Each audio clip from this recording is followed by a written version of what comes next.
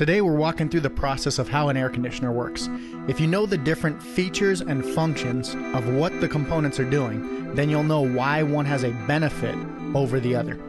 Now, if your furnace is in a closet, it typically sits up on a platform and sucks air from underneath the furnace. The platform typically has a grill on the front or side of it where the air is pulled from the house into the furnace closet. If it's in the garage, the furnace or air handler will still sit on a platform, but the intake will be cut into the floor next to the furnace, going up in through the attic, then into the home, and the grill is typically in the ceiling. For this example, we're going to be showing a garage application. If your furnace or air handler is in the attic, just imagine this example laying on its side horizontally in the attic. If you have this application, you will know it because you have no unit in the garage or closet and your filter is typically in the ceiling. In each application, you are pulling air from underneath the furnace in through the system and then returning it back into the house. Let's say that it's wintertime. The cold air that's in your home is being sucked in through the blower, goes over the heat exchanger heated up by the gas burners, and it warms up the air. The air now goes through the ductwork and comes through the supply registers back into the home.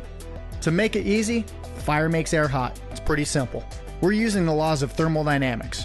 The first law is, energy is never created or destroyed, it only changes forms. A great example of this law is the sun's energy coming down to Earth, hitting plants and causing those plants to grow with its energy through photosynthesis. In a furnace, the energy from the combustible gas turning into fire then hits the metal in the heat exchanger, and the air from your home is flowing over that metal where the heat is transferred into it. So the furnace is pretty simple. In the wintertime, the blower is sucking cold air from the house into the furnace, over the gas burners, warming the air up and returning it back into the house. Now, if it's summertime, obviously the air in your house is going to be hot if the air conditioner is not running. We're going to take that same furnace or air handler we were pulling the cold air in with, and we're going to use that blower to pull the hot air in the summertime. The heat in the air is held by the particulates. Sometimes that's the moisture in the air or other things, nitrogen, oxygen, whatever's in the air. So we have hot, wet air passing through the filter. The filter cleans the air so that the dirt doesn't build up on the evaporative coil that sits above the furnace. The evaporative coil has pipes that go back and forth all through it, and the substance inside those pipes is extremely cold. In fact, most refrigerants are so cold that they boil at only 40 degrees. So now we're taking the energy from the hot molecules in the air, sucking it over the evaporative coil, which takes the heat right out of it and absorbs it into the refrigerant lines. Now the air molecules continue on into the supply duct, past your registers, back into the house. Those molecules now have a reduced amount of energy or heat that are in them, and it feels cold. There's really no such thing as cold. It's just energy or no energy. Okay, let's go back to the evaporative coil. Now we've absorbed all this heat into the refrigerant lines, and you've got to get rid of it somehow. If you don't, you've got hot air going over hot coils and nothing's going to happen. As more and more heat is absorbed into the evaporative coil, it expands.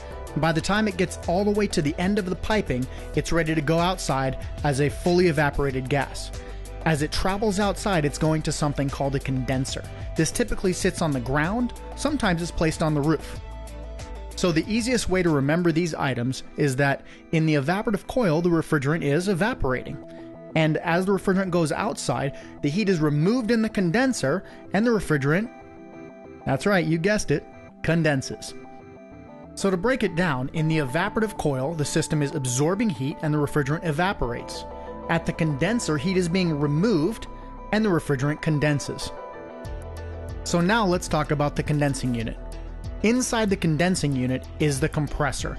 It's the heart of the whole system, compressing the refrigerant, but also sending it back and forth from the inside portion to the outside. The compressor is taking a low-pressure hot gas with all the heat from your house, compressing it into a very tight space so that it gets hotter, and now the outside air, even though it can be 100 degrees, is going over the really hot coils, exhausting that heat outside. The thing that's pulling the outside air over the hot condenser coils is called a condenser fan.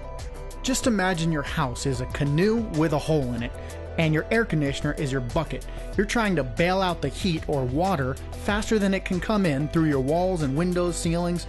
You're taking all that heat, throwing it back outside faster than it can come in so you can stay comfortable.